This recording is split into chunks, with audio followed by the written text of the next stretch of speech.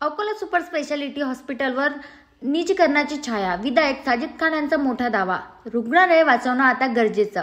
अकोला शहराची आरोग्य व्यवस्था आधीच डळमळीत आहे आणि आता सुपर स्पेशालिटी हॉस्पिटलच्या संभाव्य निजीकरणामुळे रुग्णांमध्ये नवीन चिंता निर्माण झाली आहे. बुधवारी सकाळी पश्चिम अकोला मतदारसंघाचे विधायक साजिद खान यांनी अचानक रुग्णालयात पाहणी केली.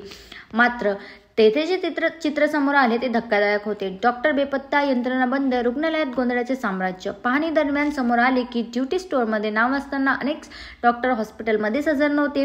कोट्यवधींची आधुनिक उपकरणे वापरता न आणता बंद. रुग्णांना उपचारापेक्षा धावपळ जास्त. यावर संताप व्यक्त करत विधायक खान म्हणाले, सर्व सुविधा असूनही उपचार व्यवस्थित का होत नाही?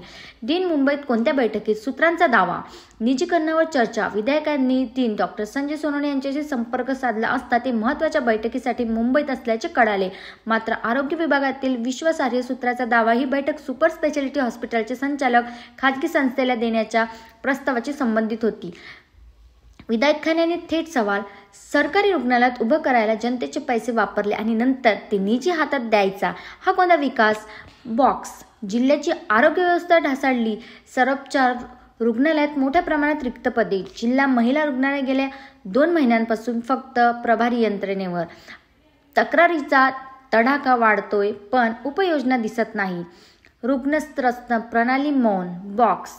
निजीकरण झालं तर तीव्र जन आंदोलन. विधायकांचा इशारा. विधायक साजिद खान यांचा कडक इशारा. सुपर स्पेशालिटी हॉस्पिटल हे जनतेचे आहे. खाजगी कंपनीला देण्याचा प्रयत्न झाला तर अकोल्यात मोठा जन आंदोलन उभारू.